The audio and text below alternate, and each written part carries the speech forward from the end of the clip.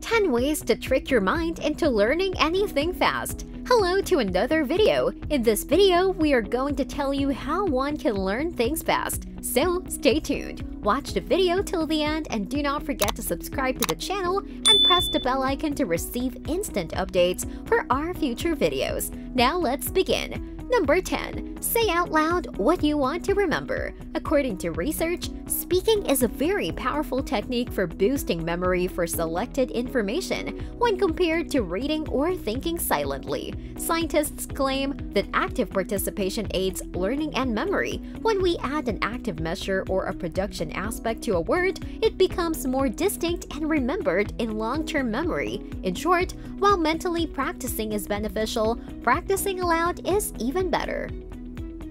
Number 9. Takes notes by hand. While taking notes on a laptop is faster, utilizing a pen and paper can help you study and comprehend more effectively. Students who took notes by hand listened more actively and were better able to identify crucial concepts, according to researchers at Princeton University and UCLA. Taking notes on a laptop, on the other hand, leads to mindless transcription as well as the possibility of being distracted by email or media. According to Princeton University psychology professor Pam Mueller, we discovered that students who took notes on laptops performed worse on conceptual topics than students who took notes by hand in 3 studies. The study shows that whereas taking more notes can be beneficial, laptop note-takers' tendency to transcribe lectures verbatim rather than processing information and reframing it in their own words is detrimental to learning. Number 8. Study, sleep, more study. You've got a large assignment or a big presentation coming up tomorrow and you're not ready. If you're like most of us, you've stayed up much too late attempting to cram for your upcoming exam. Surely, even if you're exhausted the next day, your hard work will be rewarded, right? Our brains, on the other hand, do not process information in this manner. There is a substantial link between sleep and learning, according to research. Getting some rest appears to be a significant factor in improving our ability to remember things. If you sleep within 12 hours after acquiring new material, deep sleep, for example, non-rapid eye movement sleep can help you remember it better. Students who study and get enough sleep are not only more academically successful, but they are also happier. Number 7. Exercise your body. Exercise does not only benefit your body, but it also benefits your mental health. Even 20 minutes of light exercise can help with information processing and memory. But it gets even better. Exercise speeds up the formation of new synaptic connections in your brain. You'll learn faster and be more aware, and you'll gain all of this simply by exercising your body. Remember that by constantly training your brain to do something new, you are permanently changing yourself. Number 6. Don't just reread books and notes. Cynthia Nobel studied as an adolescent by reading textbooks, worksheets, and notebooks. The psychologist at Vanderbilt University in Nashville, Tennessee, recalls reading stuff over and over and over again. We know that's one of the most common bad study skills pupils have. She adds, some college students read a text twice for research. Others only read a text once. Following the reading, both groups took a test. According to Amy Callender and Mark McDaniel, there was little difference in test outcomes across these groups, hence proof that reading over and over again don't help in retaining in the long run. Number 5. Remember more with chunking. Chunking is a strategy that helps people remember vast amounts of information. It's likely that you've previously used it. If you're trying to remember or share a phone number, you're probably chunking the numbers to make them simpler to remember. 888-555-000 rather than the more memory-intensive 885-555-000. According to research, the human brain can hold 4 separate items in its working short-term memory on average. We may, however, exploit the boundaries of our working memory to retain more by combining knowledge into smaller chunks. The chunking method entails categorizing items, identifying patterns, and organizing them. You may, for example, combine goods on your grocery list by aisle, or look for connections between events in the historical era to build chunks of them, such as events involving the U.S. Constitution in the 1920s.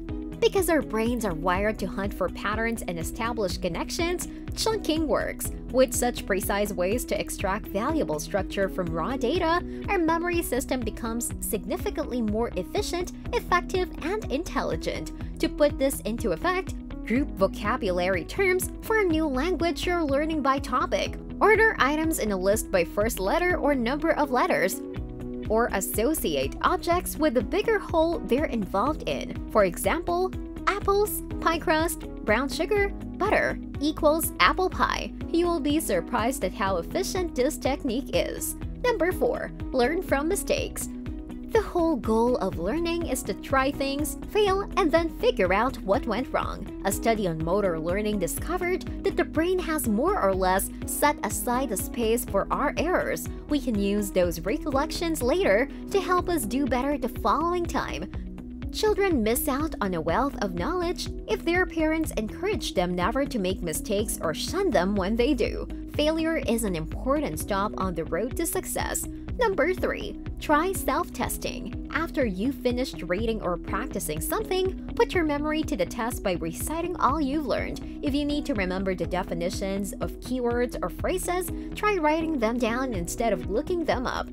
Make a note of everything you're having difficulties remembering so you can practice it again. You won't waste time focusing on subjects you already know a lot about. If you're testing yourself on a textbook chapter, for example, write a summary of what happened in your own words. Then at the end of the chapter, look for any keywords and try to define them. You can also discover a lot of practice tests for the subject you're studying on the internet. Number 2. Use mnemonic methods.